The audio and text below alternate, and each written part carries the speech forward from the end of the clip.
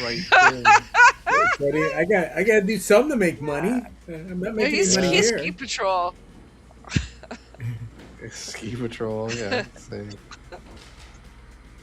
I guess we're Yeah, I on got the to do air. it. I didn't hear the fun music, so I didn't know that the dancing part was over. It is December 29th, 2025.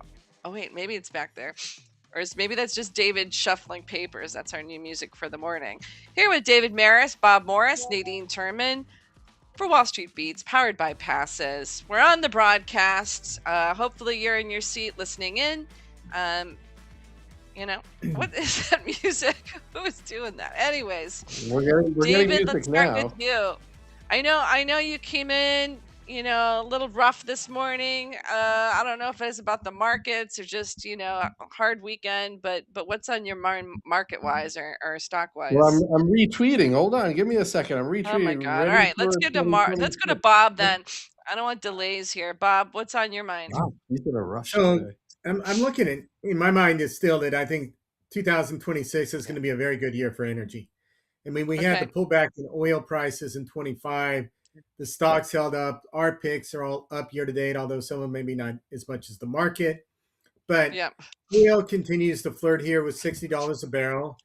Yep. And everybody knows about the supply issues and the supply concerns, but the economy continues to be strong. And, Yep. and the geopolitical concerns are popping their head up again today. The oil's Yep. up over $1.25. It's both these tensions with Venezuela, which we talked about last week, could go either way. Near term, more of a bullish factor. Yep. Longer term, perhaps bearish if there is some regime change and rejuvenation of their oil field infrastructure. But that's a long ways out.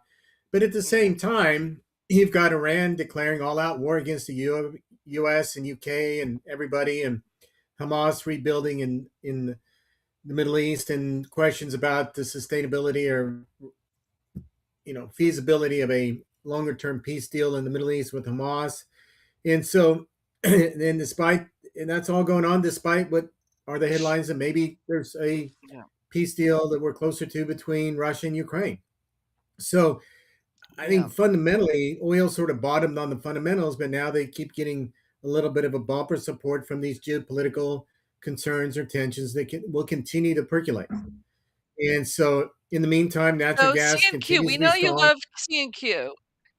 We know Yep. you love C&Q. What are the names? Like somebody's just listening for the first time today. They're a new subscriber.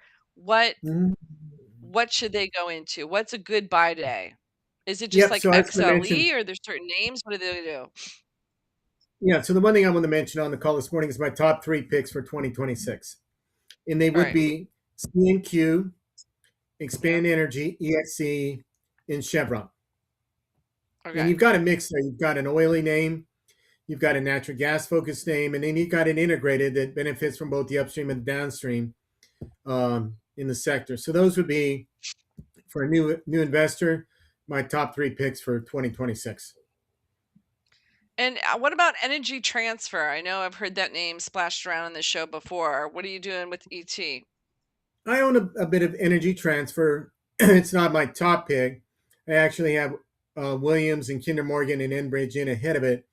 Remember, it's MLP, so you still have to file Yeah. the separate filings for All right. that. And it does pay very good dividend, a very yield. I own it, but I put it's in my basket of four midstream names, of which it's probably fourth. Okay. All right. So Valero what is a name that anything I've continued to try to build a little bit of a position in. I'm not up to market weight yet. I'm just nibbling at it. It's down a little bit here today, but Valero's a newer position I'm trying to build, but still a small position for me at this moment. Okay. Well, thanks. Anything else on that note, or what do you? Is it just going to be about geopolitical, or is this more of a cyclical or like a demand side at all? When you're telling people about energy, clearly it underperformed relative to tech or gold or other kind of positions, but what is going to move the dial for it next year? Is it just a rebound in allocations? What's going to happen?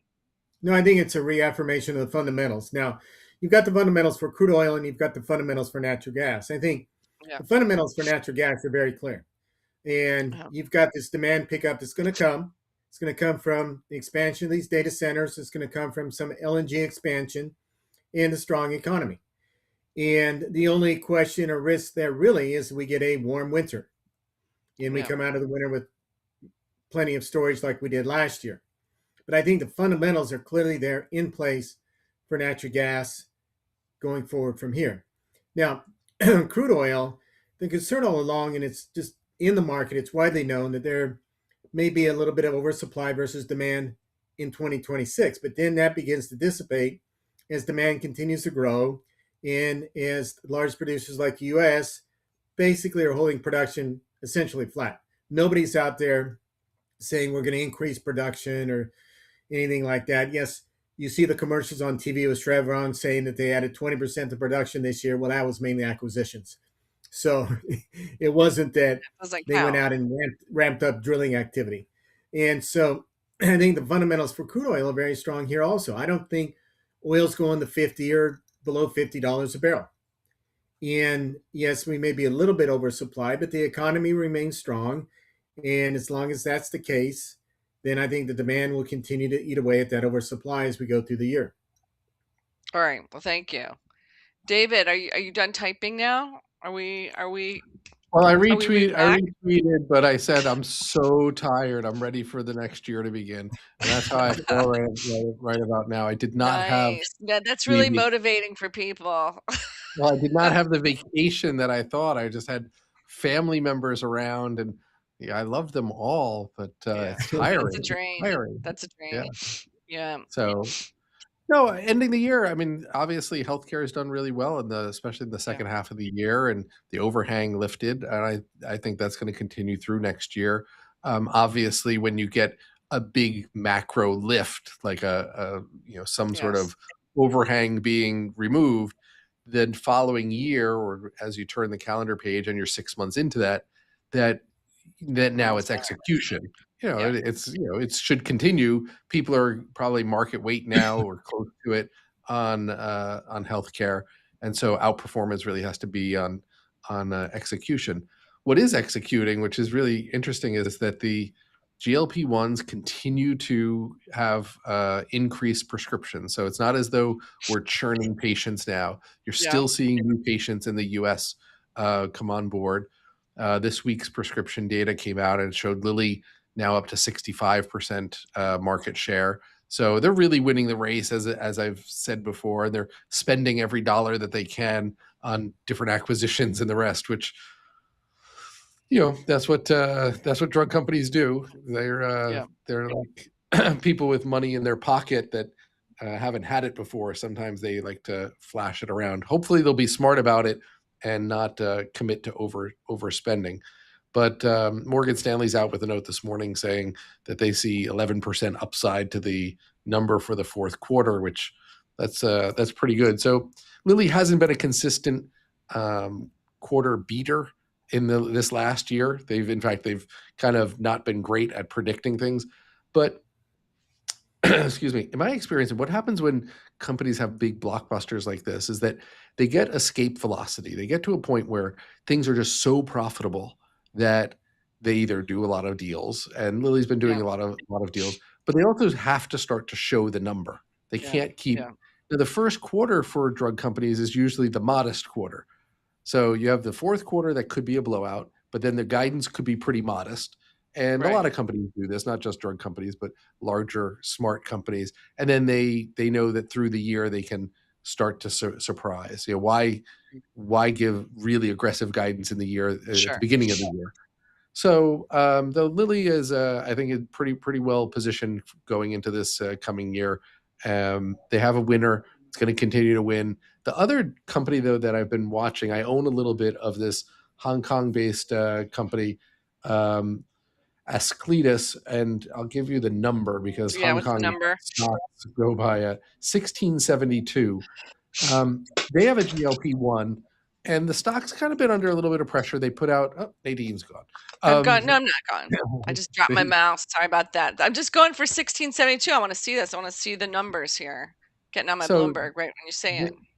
yeah, so they've been under a little bit of pressure because they came out with their data and their weight loss isn't as big as the current injectable GLP-1s. They have an oral drug. But the part that interests me about this is that the oral drug that they're working on, they only showed a 7-week data, 13-week data. And they had pretty significant weight loss. Again, not as big as the GLP-1 injectables, but their GI side effects were half the published rate of GLP-1s. So it's not a head-to-head, so they can't really say that it's half, but they can say that the current drugs are at this level, we're at half that level. That's actually really attractive. If you remember what I've said about these drugs is that if you're going to try to get market share, you have to have something different. So you have to either be an oral drug, you have to have lower side effects, you have to be possibly muscle sparing so that you're not just losing muscle and fat. So there are a lot of different things that are going on, but Lilly and Novo still are in the lead. They also have multiple programs that they're working on. So, but this is one to take a look at if you're looking for international exposure and you want something that could be a giant home run, could also be a zero. It's already up 3x this year. I'm just looking at this. So is this just is it still just cheap, or when you think about it, it's one of these things where if they announce a deal with a US company or they show better phase 2 data, then it's 3x from a small base is nothing really.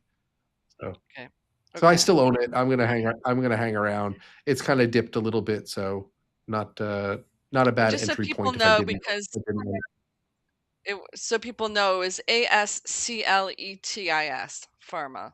Yeah. Yes. 1672. So that's one that you're looking at. And then if somebody hadn't been in the healthcare biotech sectors, in industry so far this year, you're talking about, there's obviously the fund flows came in there. This is what Bob's hoping for energy next year, is that you get the fund flows, the energy sector lifts. But you sounds like you have to be name by name in this one, or can you still just own an ETF that's broad based? Like if you're letting people know who haven't been positioned here, what do you do? Yeah, so there are 2 big ETFs that cover the. I mean, there are lots, but let's talk about the 2 most liquid and lowest, or among the lowest fees. It's the XLV and the XBI. The XLV is all healthcare and pharma, and very heavily pharma weighted. And then you have the XBI, which is the biotech index. Yeah. I've preferred the biotech index because that was the one that was beaten down more, and that's actually done really, really well. But both have done well in this last 6 months. The XBI, some people are saying, well, now it's ready for a pullback because it's done so well and blah, blah, blah. Look, the science is moving very, very quickly. The FDA is a mess in a lot of different ways, but they're still approving things.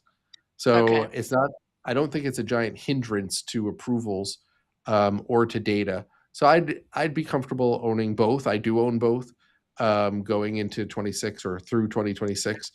There should be nothing that is too concerning from the administration standpoint, except on the insurance front. That's where the president said that he's going to focus now.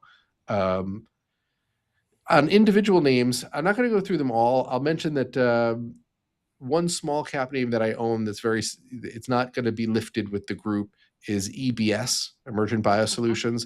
This is run by a CEO who's had troubles at a previous company that he was in. I've met with them. I met with them a few months ago, and I actually think this is a $20 stock hiding it at $12. They make biosecurity things like anthrax vaccine, and other biological countermeasures. So it's not really a pharma company in that sense. They're more of a defense play, but that stockpile has to get refreshed all the time. So but it's lumpy. So that's why a lot of people stay away from it. They also blew up during the COVID vaccine. They were a contract manufacturer for J&J, and they screwed up. And so they've been in the penalty box, but I think they're coming out of it. Super risky. Halion, which is a favorite of mine, that's just an OTC healthcare company. Very boring. They make Tums. Some of the others, like Z Lab, has not been doing well. I spoke to a hedge fund manager last week about this, and he goes, "Yeah, they're in like the weak spot instead of the sweet spot of where you want to be for a Chinese. They're not Chinese, but they're active in China, drug company. They're in licensing U.S. products for China right now. The hot area is out licensing drugs from China to U.S. companies. I still like it. It is acting like death, though. Like it is really, it's not done well at all. They just got an approval last week, and the stock's down on it. And it's like the approval that I was kind of waiting for. So, what do you do on something like that? Are you Smart doubling money down, or are you just kind of watching? Smart money says, "Hey, listen, if the catalyst that you had didn't generate what you wanted it to, just leave." I'm stupid money, and I'm hanging around for a little while longer. I'm hoping that some of the pressure we've seen recently was just tax loss selling. You're under, end of year stuff, which is real. Okay. Yep, and 3% today is not fun on top of how much it's been down. So, but yeah, I've mentioned that I've owned some of the big companies like Merck and some Japanese drug companies, but not to go through all of them today. I'll wait till the beginning of the year. Okay. We'll let you lengthen still own your Pfizer, list, Bob. I still own a little bit of Pfizer. Nice. Hey, David, how big is the weight loss market? In other words, can it continue to grow? Because I look around, I see so many people I know that are on Ozempic or on the GLP-1 drug.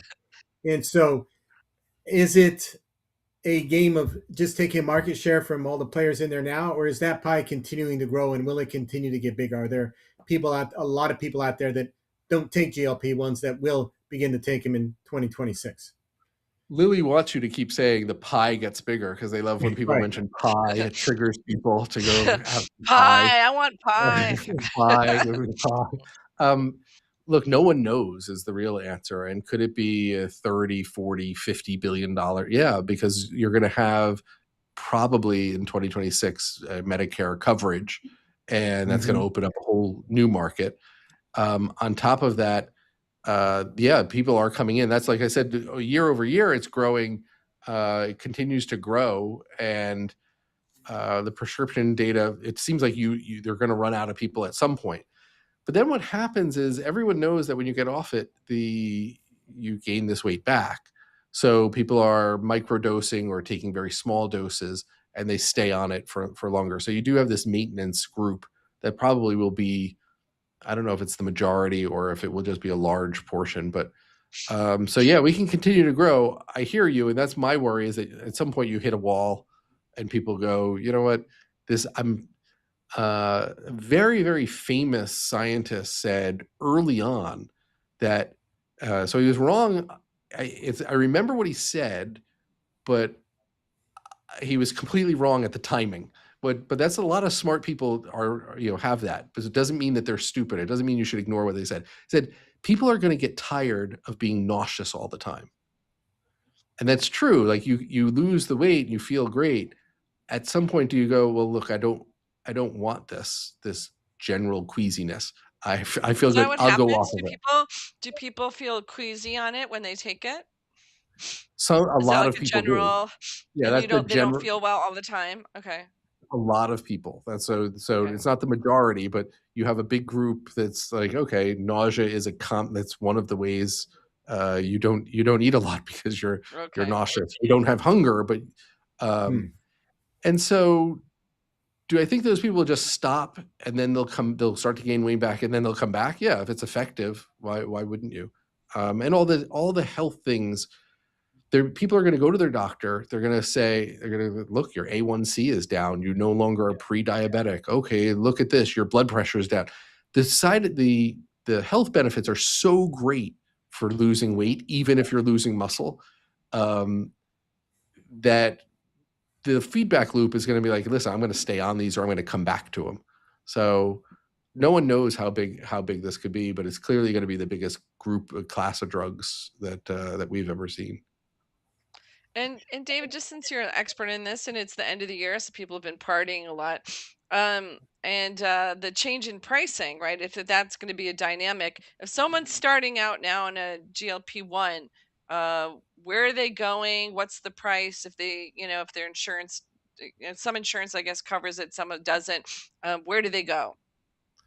So I'd like to say they should go to Hims. Maybe Hims will send me a free sweatshirt or something. Yeah.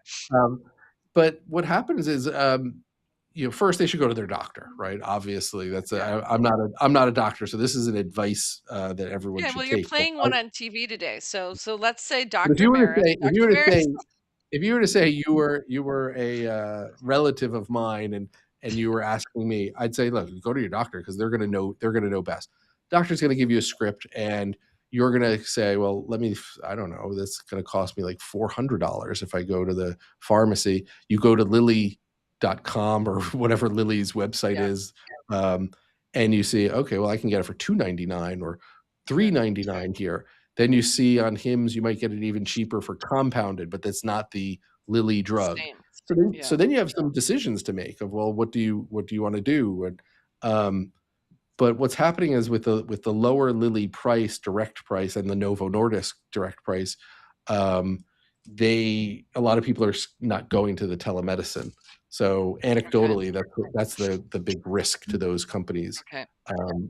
But starting the new year is a great time for gym stocks and for weight loss drugs. That's right. So, all right. We'll leave it on that note. Thank you, everyone. We've had Bob Moris, David Maris, Nadine Terman here on Wall Street Beats, powered by Passes, on December 29th, 2025. Thank you so much for listening in, and we will catch you back. I think we're on tomorrow, right? We're on tomorrow. We are. I'm not, so have a happy new year. Yeah. All right. Take care, everyone. Happy New Year, everyone. Thanks.